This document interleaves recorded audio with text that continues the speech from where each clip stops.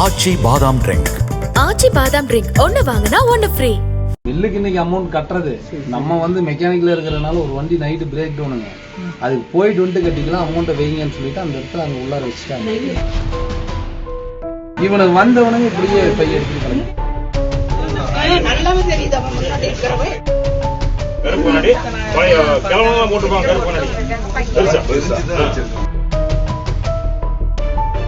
வடிவேலு திரைப்பட காமெடி பாணியில் சாம்பிள் அரிசி கேட்டு வந்த இளைஞர்கள் கல்லாப்பட்டியில் இருந்த மொத்த பணத்தையும் கொள்ளையடித்து சென்ற சம்பவம் பரபரப்பை ஏற்படுத்தியுள்ளது. ஈரோடு மாவட்டம் பவானி அருகே உள்ள லட்சுமி நகர் பகுதியை சேர்ந்தவர் மோகன். இவர் பவானி சத்தியமங்கலம் சாலையில் தலவாய்பேட்டை பகுதியில் ஸ்ரீ ஜெய் ஆஞ்சநேயா என்ற பெயரில் அரிசி கடை நடத்தி வருகிறார்.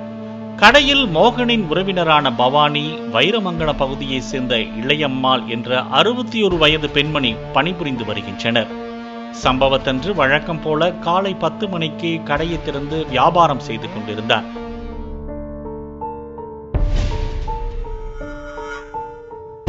நேற்று மதியம் இருசக்கர வாகனத்தில் கடைக்கு வந்த 2 இளைஞர்கள் கடையில் பணிபுரிந்து கொண்டிருந்த பெண்ணிடம் கடையில் என்னென்ன அரிசிகள் விற்பனைக்கு உள்ளது, எந்த அரிசியை எவ்வளவு நேரம் வேக வைப்பது என்பது போன்ற கேள்விகளை கேட்டு சாம்பிள் அரிசி சிறிதளவு எடுத்து வரும்படி பணியாளரை கடைக்கு உள்ளே அனுப்பியுள்ளனர். இளையம்மாள் உள்ளே சென்று சாம்பிள் அரிசி எடுத்துக்கொண்டு கடையின் முன்புறம் வந்த போது பைக்கில் வந்த 2 இளைஞர்களும் திடீரென காணாமல் போயினர். இதனை கண்டு அதிர்ச்சி அடைந்த இளையம்மாள் கல்லாப்பட்டியை திறந்து பார்த்தபோது கல்லாப்பட்டியில் இருந்த பணம் 1,65,000 ரூபாய் காணாமல் போனதை கண்டு அதிர்ச்சிக்கு உள்ளானார். தொடர்ந்து இது குறித்து அவர் ஆப்பக்கூடல் போலீசாருக்கு தகவல் அளித்தார்.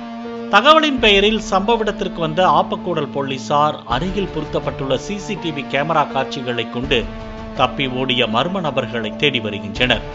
பிரதான சாலையில் கடைகள் மற்றும் பொதுமக்கள் அதிக நடமாட்டம் உள்ள பகுதியில் நடந்த இந்த கொள்ளை சம்பவம் பொதுமக்கள் மத்தியில் பெரும் பரபரப்பை ஏற்படுத்தியுள்ளது.